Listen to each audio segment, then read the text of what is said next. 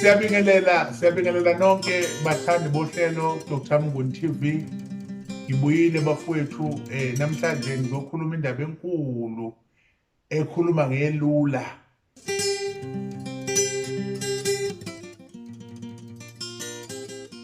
Kahle ke la ekhaya sikhuluma ngemithi. La ekhaya sikhuluma ngeimpande okuyizona eyisusa into ethile igcina isiba isifo. Umlaleli wami nomthandi wohlelo lwami usenhlanhleni yokwazi izinto eyidalwa imithi ethile, eyidalwa izakhiwo nokuphehlwa kwento bese yavuka izoba isifo kumuntu. Ilula umuthi. Lo muthi lo igama lawo kuthiwa yilula. Ungawucaphuna ugwalisaka, ungawuphatha ngesandla, ungawuphatha ngeshekasi, kodwa ulula wona uqobo lwawo. So kuthiwa yilula. Igama elithi ilula lisho ukukhula. Uma kuthiwa umntwana melule kuchaza ukuthi uyamkhulisa. Uma kuthiwa umuntu uyalulekwa ngokwengqondo, lowo muntu lowo usuke etshelwa izinto ezithile ezokwenza ukuthi lento ayibambile noma lento emphazamisayo emqondweni ayiyeke, akwazi ukuphila impilo noma akwazi ukwenza lento esuke icelwa kuye. Uma kuthiwa uyalulekwa usuke unikezwa amagama athile. Ngamagama njalo ngizothi umuthi okuthiwa yilula wenza ukuthi umuntu ingqondo yakhe ibe lula. Kunabantu okuthiwa unengqondo elikhulu, ofunda into kuphela isikhathi eside eyifunda ayibambe kudala. Omunye ingqondo yakhe ibe likhulu ngangokuthi iclass kumele aliphinde ukuze azoliphasa. Iclass kumele aliphinde ukuze azoliphasa. Ingqondo ilikhulu. Ukuba likhulu kwengqondo, ukhona umuntu onengqondo elikhulu ngokwemvelo. Ukhona umuntu obalikhulu ngokwengqondo abe likhulu engqondweni ngokuzalwa kwakhe. Unjalo nje. Omunye umuntu balikhulu ngengqondo hayi ngoba elikhulu ubehlakaniphile, ingqondo yakhe ishesha. Abantu abanomona nabantu abanamehlo okubuka izingane zabantu ukuthi yiphi ingane ehlakaniphile idlule ezami ngizoyivala. Abhalela incwadi umuntu noma kulahleka i-exercise lakhe sekungena ukufa. Anela ngafunda umntwana ivele belikhulu ingqondo, athi ayibamba into ayikhohlwe, athi ayibamba into ayikhohlwe. Kushintsha wonke umuntu la ekhaya ukuthi usibani ngoba ubephasa kahle sekwenze njani, usibani ngoba izinto bezenza kahle sekwenze njani. Usethathwe ingqondo yakhe yathwetshulwa yavalwa, akasakhoni ukubamba. Hayi ngoba enabantu abadala, hayi ngoba enemimoya, hayi ngoba enalento kuthiwa i-stress, cha. Kubanjwe ingqondo yakhe ukuthi ingakhona ukusebenza. Omunye umntwana azalwa kanti uyiwele, ingqondo ithathwe elinye iwele, ngoba iwele uma kuthiwa liwumuntu oyedwa lokho singakuthatha engathi kusuke kushiwo nje.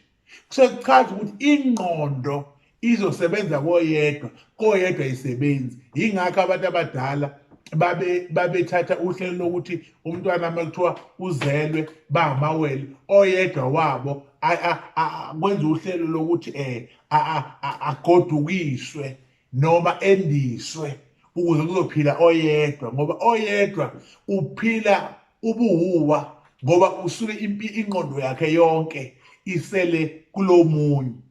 So ke lento sizokhuluma ngayo namhlanje iyamdinga umntwana osemncane, iyamdinga umama osemdala, iyamdinga usisi osemdala, ngoba kunabantu abadala abasema-university abanye basema-college, abanye bakuphi abasaqhubeka ney'fundo zabo manje sebebadala. Ingqondo icabanga ekhaya, icabanga yonke into, nasi isikole la. Bese umqondo uhamba ume ngesimo sokuthi lo muntu ziningi izinto ayicabangayo. Bese kuba ukuthi umsebenzi wesikole uhamba bese uba yinkinga. Leli ikhambi-ke lisiza lapho ukuthi-ke uma unenkinga enjalo ususithola leli khambi-ke usetshenzisela lona. Omunye umuntu ufeyila isikole azasiyeke ayekiswe ukuthi nje abazali amandla bebenawo, abazali bebenayo imali yokumphusha, kodwa ngesimo sokuthi ingqondo ilukhuni agcine eyekile isikole athi ngiyahluleka.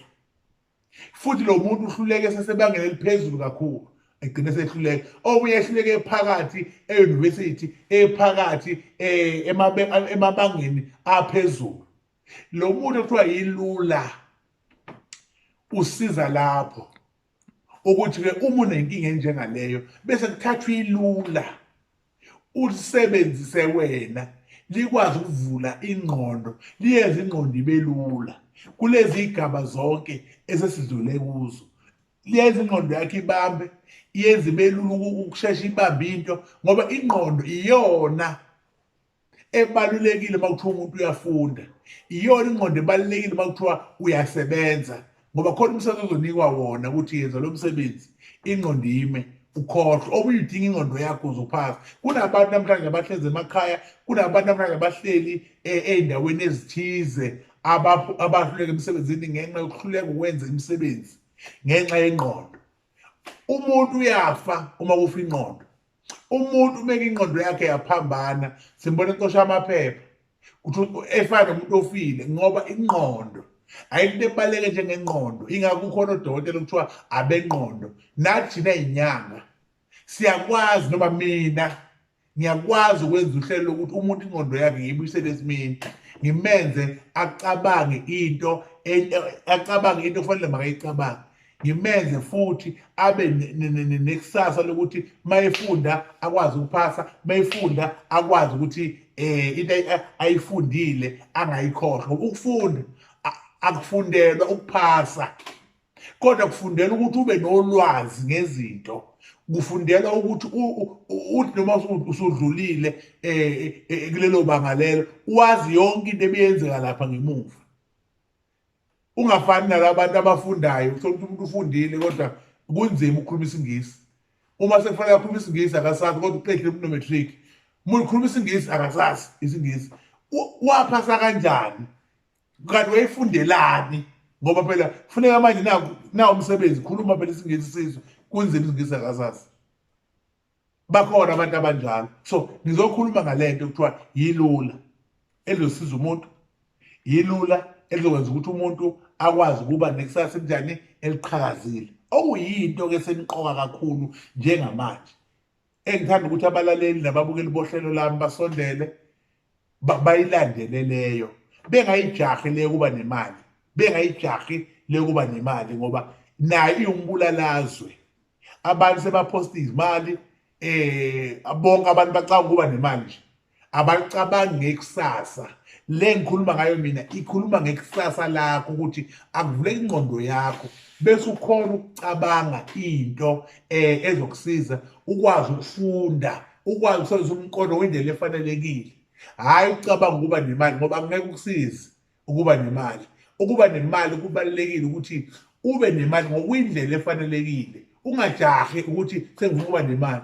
Akwazi usebenza endawo, awukwazi uqashwe endawo sufuna ukuthi usunemali, uyogcina unenkinga ngoba manje usujahe into esekugcineni.